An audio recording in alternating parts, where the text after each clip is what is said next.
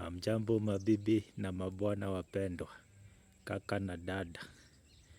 Leo hii niko mbele yenu kwa sababu kuna ujumbe muhimu ambao ningependa kuwapa.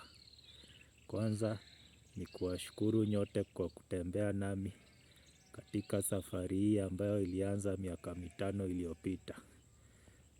Kwa huu muda ambao ninafanya kanda hii. Hii safari ilianza kutoka Aprili ya mwaka wa 2020. Hii ya kutengeneza kanda na kuwapa jumbe nzuri za kuwatia moyo, kuwaelimisha na kuweza kusaidiana kuinuana pamoja. Imefika wakati ambapo sasa huenda ikawa sitaweza kutengeneza kanda kama vile nimekuwa nikifanya.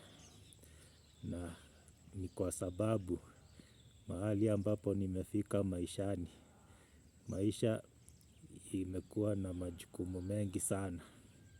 Na hata katika safari iliyo mbele yangu ninaona ya kwamba itabidi niwe na uwezo wa kushughulikia hayo majukumu mengine ambayo yako juu yangu.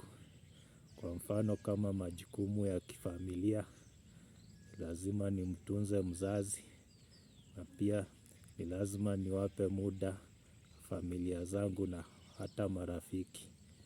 Na hata kuna kazi ya kanisa na ya injili ambayo pia ni muhimu sana. Na pia kuna mambo mengine mengi yangu ya kibinafsi ambayo ni muhimu sana niyashughulikie. Kwa hivyo kutoka sasa kuendelea nitakuwa ninafanya uandishi katika hii channel ya YouTube.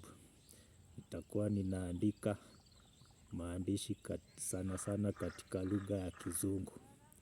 Na hata hapo baadaye kidogo Mungu akinijalia nitaanza pia kuandika kwa Kiswahili. Ili nyinyi nyote niwajumuishe katika kuelewa jumbe ambazo nitakuwa ninawaandikia. Jumbe ambazo ni za kuwatia moyo, kuwaelimisha na kusaidiana kuinuana pamoja. Hiyo ndio mission ya kazi yangu kuu na ninataka niendelee nayo hata kama sio katika njia ya kutengeneza kanda. Lakini hiyo njia ya uandishi ni njia nzuri sana ambayo haiwezi katizwa kamwe. Na haya majukumu mengine ambayo nimewaambia ni muhimu niweze kuyashughulikia. Kwa hivyo ninawashukuru tena sana na ninaomba ya kwamba tuendelee kutembea katika hiyo safari. Hata tunapoingia katika awamu hiyo nyingine. Mungu awabariki na azidi kuwatendeeni mema.